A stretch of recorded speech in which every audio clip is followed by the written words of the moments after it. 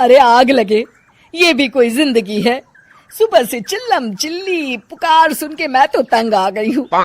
अरे वो भी क्या दिन थे जब मैं गांव में रहा करती थी।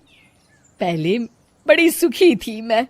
पहले मेरी जिंदगी क्या थी और अब क्या हो गई है। शहर में तो लोग भेड़ बकरी की तरह जीते हैं। जीने का असली मजा तो गांव में है। क्यों, क्या हुआ माँ जी? आज गांव की बहुत याद आ रही है आपको? अरे हाँ बहू, शहर का जीना भी कोई जीना है। लोगों की आधी जिंदगी तो सड़कों के ट्रैफिक में निकल जाती है और यहाँ रखा ही क्या है। एक बात कहूं, दिल्ली शहर अब पहले जैसा नहीं रहा। क्या माँ, जब देखो गांव के गुणगान गाती रहती हो। ठीक है, इस बार ना बच्चों के कॉलेज की छुट्टियों में हम सब गांव चलेंगे, ठीक है? हाँ, ये ठीक है। फिर कुछ दिनों के बाद सारा परिवार अपने गांव चला जाता है। अरे वाह, कितनी ताजी और साफ हवा है, कितनी शांति है यहाँ।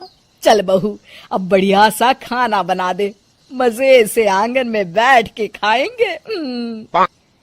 सुशीला गांव का माहौल देख बड़ी खुश होती है। 2 दिन के बाद गांव की कुछ औरतें सुशीला के घर आती हैं। बड़े दिनों के बाद गांव आई है सुशीला। हमें तो लगा कि तू शहर जाके गांव को भूल गई। और बतिया, तेरी बहू कैसी है? जरा मिलवा तो उससे। अरे मेरी बहू तो लाखों में एक है। बड़ी किस्मत वाली हूँ मैं जो मुझे जानकी जैसी बहू मिली है। हमेशा मेरी सेवा में लगी रहती है और आज तक कभी पलटकर जवाब नहीं दिया उसने। सुशीला की बातें सुनकर सभी औरतें हंसने लगती है।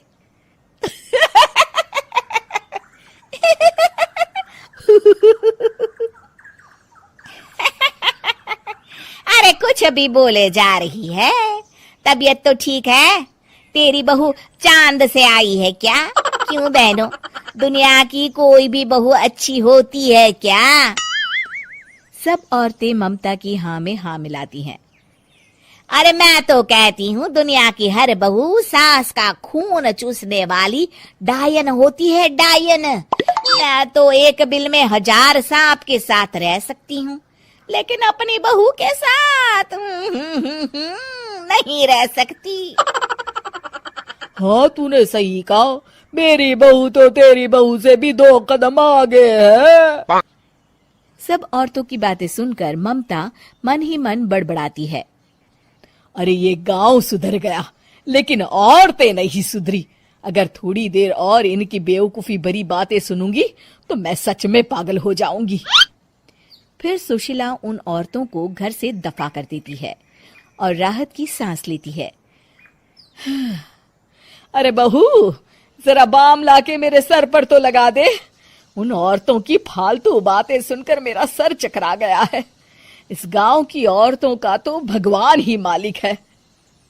फिर अगले दिन सुशीला की सास उससे कहती है, अरे बहू, तू यहाँ क्या आराम फरमाने आई है? आखिर ये तेरा ससुराल है। चल चल, घर के कामों में हाथ बटा। शहर में कुछ काम धाम तो करती नहीं है। जरा अपने आप को तो देख, कितनी मोटी हो गई है। सारा दिन घर का काम करने के बाद शाम को सुशीला, हाय मेरी कमर, हाय मेरे पैरों ने तो जवाब दे दिया। आज तो मुझसे मक्खी भी न मारी जाएगी। अरे बहू, जरा आकर मेरे हाथ पैर तो दबा दे। जी माँ जी, अभी आती हूँ। तभी सुशीला की सास जानकी को रोकते हुए कहती है, अरे रुक जा बहू, एक दिन काम करके इसको इसकी नानी याद आ गई।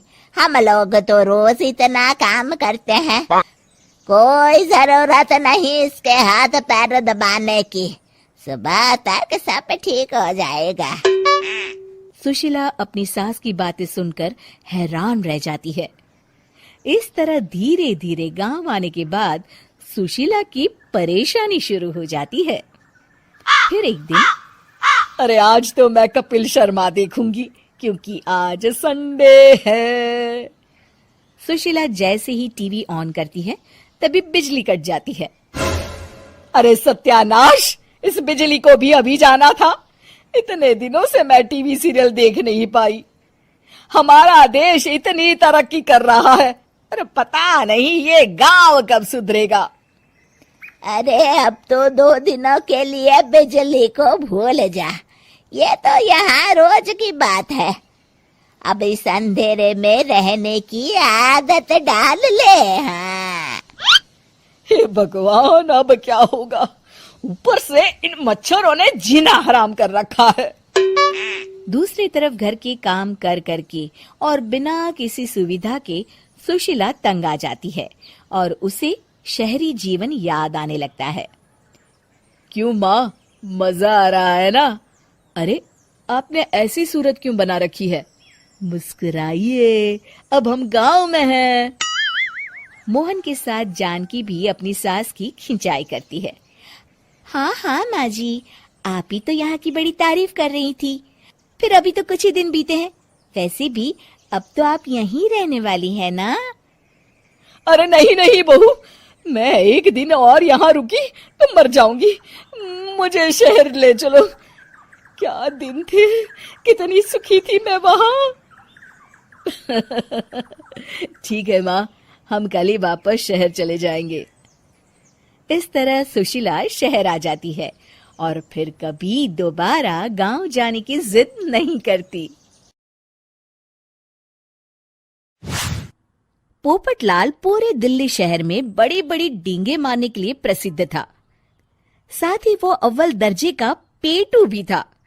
उसकी इस आदत के चलते कोई भी आदमी उसे अपने घर भोज पर नहीं बुलाता था। फिर एक दिन पोपटलाल अपनी बहन के घर जाता है जो दूसरे शहर में रहती थी। अरे पोपटलाल, बड़े दिनों के बाद तुझे मेरी याद आई। माय डियर बहना, तू तो जानती है मैं अपने कारोबार में कितना व्यस्त रहता हूँ। हाँ, तेरी बात भी सही है। अब आया है तो कुछ दिन ठहर के जाना। अरे दीदी, ये भी कोई कहने की बात है? श्यामा देवी पोपटलाल को रहने के लिए एक कमरा दे देती है। अगली सुबह पोपटलाल जोर जोर से गरारे करना शुरू कर देता है। नकुल की पत्नी नींद से जाग जाती है और घबराकर अपने पति नकुल को जगाती है। अरे उठिए, लगता है हमारे घर में कोई जानवर घुस आया है। कैसी अजीब अजीब आवाजें निकाल रहा है, मुझे तो बड़ा डर लग रहा है।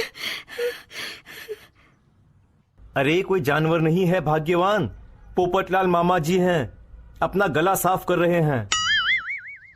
इतनी सुबह सुबह? अभी तो सिर्फ 4 बजे हैं। मामा जी इसी तरह से जल्दी उठ जाते हैं। अच्छा, ठीक है। नकुल की पत्नी जैसे ही सोने लगती है और जल्दी नाश्ता भी करते हैं। क्या मतलब? मुझे अभी उठ के उनके लिए चाय नाश्ता बनाना पड़ेगा? हाँ। अरे मर गई रे, अब मेरा क्या होगा? फिर थोड़ी देर के बाद नकुल की पत्नी मामा जी के लिए चाय नाश्ता बनाने में जुट जाती है। अरे भाई वाह, बड़ी अच्छी खुशबू आ रही है। बहू, जो भी बना रही हो फटाफट ले आओ, जोरों की भूख लगी है। हाँ मामा जी, अभी लाती हूँ। देखते ही देखते पोपटलाल सारा नाश्ता चट कर जाता है। बहू, कल से पराठे में देसी घी ज्यादा डालना, आज कुछ मजा नहीं आया। हे भगवान, इसका नाम तो पेटू लाल होना चाहिए था। पूरे 10 लोगों का नाश्ता अकेले हजम करने के बाद भी इन्हें मजा नहीं आया। इस तरह रोज पोपटलाल सुबह सुबह घर के सभी लोगों को नींद से बेवक्त जगा देता था और हमेशा खाने की उल्टी सीधी फरमाइश करते रहता था। देखते ही देखते गुप्ता परिवार की दिनचर्या अस्त व्यस्त हो जाती है। अरे भाई, खाने का असली मजा तो इस घर में है। अरे माँ, ये पोपटलाल मामा यहाँ और कितने दिन रुकेंगे? ये अकेले इतना खाना खा जाते हैं कि आज राशन वाला मुझसे पूछ रहा था कि अरे भाई, क्या आप लोगों ने घर में हाथी पाल लिया है? अरे बेटा, अब घर के मेहमान को कोई सीधे मुंह कैसे निकाल सकता है? माँ जी, अब बर्दाश्त की इंतहा हो गई है। मैं अकेले इतना काम नहीं कर सकती। आखिर मैं भी इंसान हूँ। मैं कल ही अपने मायके चली जाऊंगी। अरे भाग्यवान, हम सबको मुसीबत में अकेला छोड़कर तुम कहां जा रही हो? जरा सब्र करो, मैं कुछ सोचता हूं। अगले दिन एक डॉक्टर साहब उस घर में आते हैं। अरे नकुल बेटा, ये डॉक्टर यहाँ क्यों आया है? अरे मामा जी, माँ की तबीयत बहुत खराब है। तबीयत तो खराब होगी ही। तुम लोग उल्टा सीधा खाना जो खाते रहते हो। देखो नकुल, मैं तुम्हारा फैमिली डॉक्टर हूं, इसलिए आज से मैं जो कहूंगा तुम सबको वही खाना रोज खाना पड़ेगा। आजकल कितनी बीमारियां फैल रही हैं, पता भी है तुम्हें? आज से तुम सब सिर्फ सलाद और करेले का जूस पियोगे, समझे? डॉक्टर अंकल, आप ठीक कहते हैं। पोपटलाल घबरा के, अरे क्या खाक ठीक है भांजे? ये डॉक्टर सीधे सीधे हमें घास फूस खाने के लिए कह रहा है। अरे मैं कहता हूं भगा इस डॉक्टर के बच्चे को यहां से। अरे मामा जी, डॉक्टर साहब ठीक ही तो कह रहे हैं। इसी बहाने आपका इतना बड़ा पेट जो बाहर निकला हुआ है वो अंदर हो जाएगा। इस तरह गुप्ता परिवार रोज खाने में सिर्फ सलाद खाना शुरू कर देता है। बेचारे पोपटलाल का बुरा हाल हो जाता है। ये लीजिए मामा जी, ताजा ताजा करेले का जूस। अरे नहीं नहीं बहू, मैं मरने से पहले मरना नहीं चाहता।